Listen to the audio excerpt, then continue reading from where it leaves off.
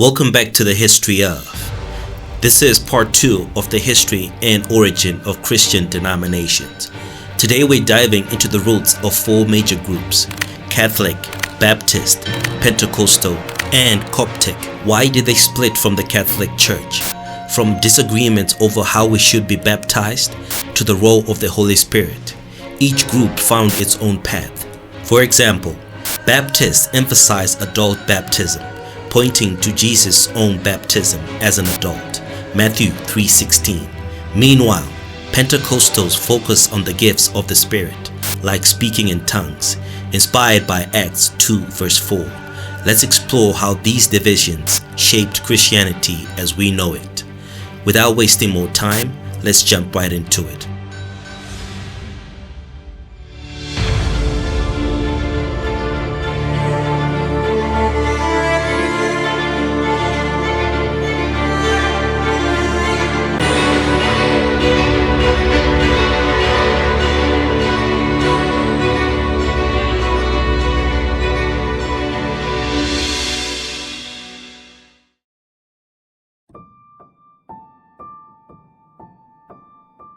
Baptists have a long and fascinating history that started in the early 1600s during the Protestant Reformation.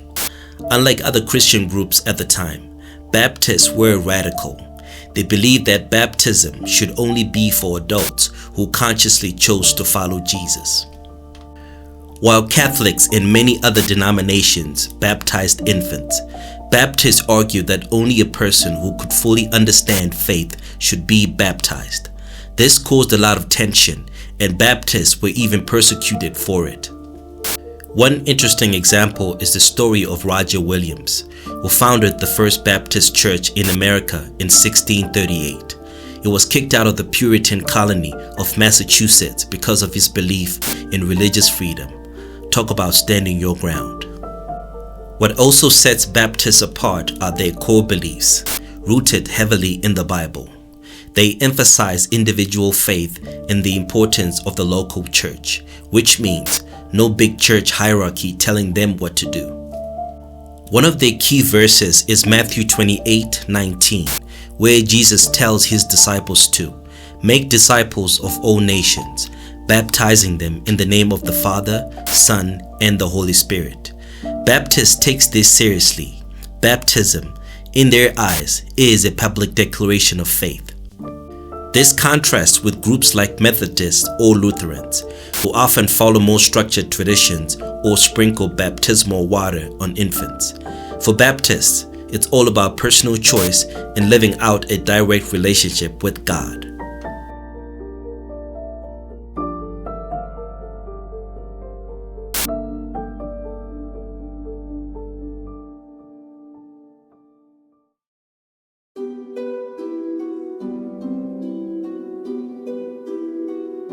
Pentecostalism started in the early 1900s and quickly spread like wildfire. It all began when a group of Christians, hungry for a deeper connection with God, gathered in Los Angeles at a place called the Azusa Street Revival. This wasn't your typical church meeting. People claimed to experience the Holy Spirit in ways that shocked others, speaking in tongues, healing, and prophesying. That moment is seen as the birth of the Pentecostal movement, though its roots are traced back to the day of the Pentecost in the Bible, when the Holy Spirit filled the apostles, Acts 2:1-4. The Pentecostals took this as a sign that Christians today could have the same power-filled experiences. What makes Pentecostals different from other Christians is their strong belief in the gifts of the Spirit. They believe the Holy Spirit gives them abilities like speaking in tongues, a language only God understands, and healing the sick. This sets them apart from other denominations like Baptists or Methodists, who often see these gifts as more symbolic or limited to the past. Pentecostals take Bible verses like Mark 16:17-18 literally, where Jesus says, "These signs will follow those who believe. They will speak in new tongues. They will lay hands on the sick, and they will recover." For Pentecostals, faith is a power they experience right here, right now.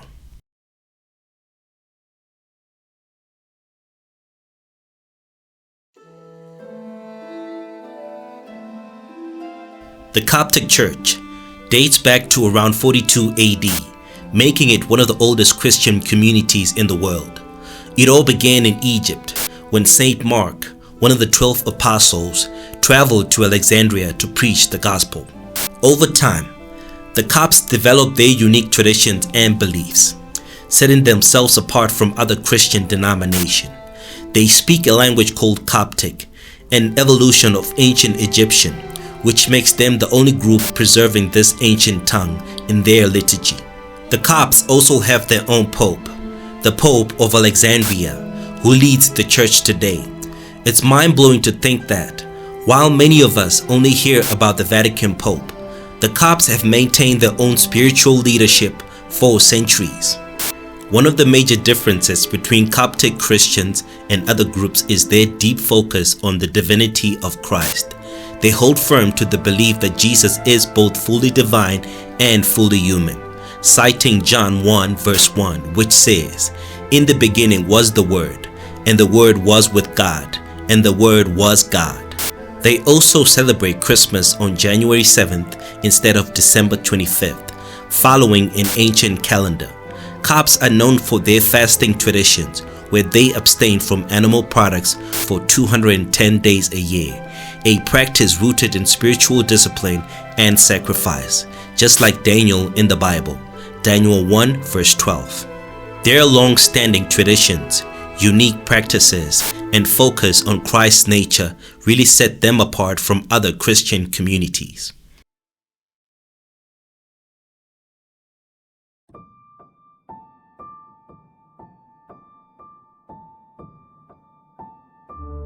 Catholicism is one of the oldest branches of Christianity, and its origins trace back to over 2,000 years.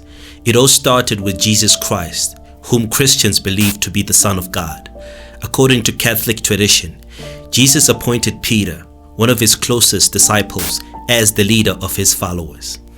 In Matthew 16:18, Jesus says, "You are Peter, and on this rock I will build my church." Catholics believe this marked Peter as the first pope, making him the foundation of what will become the Catholic Church. From that moment, the Catholic Church began to grow, first in the Middle East and then throughout the Roman Empire, becoming an influential force in shaping Western civilization.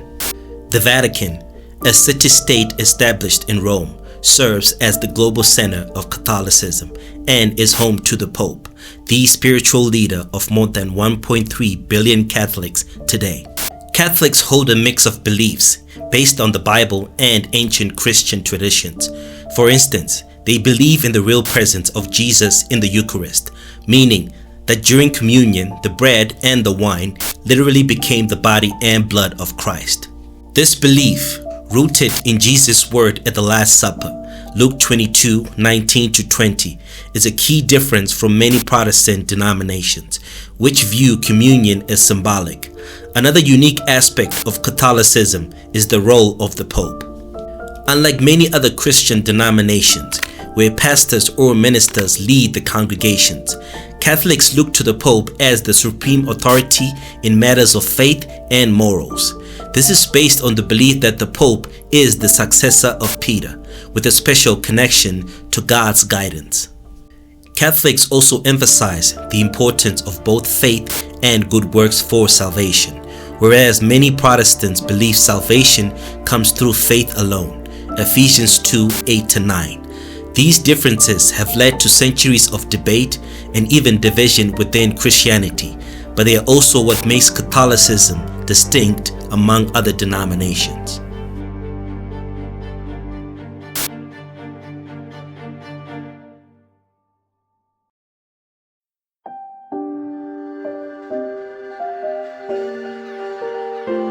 Thanks for watching, and I hope you've enjoyed this one. If you did, be sure to like, share, and subscribe for more.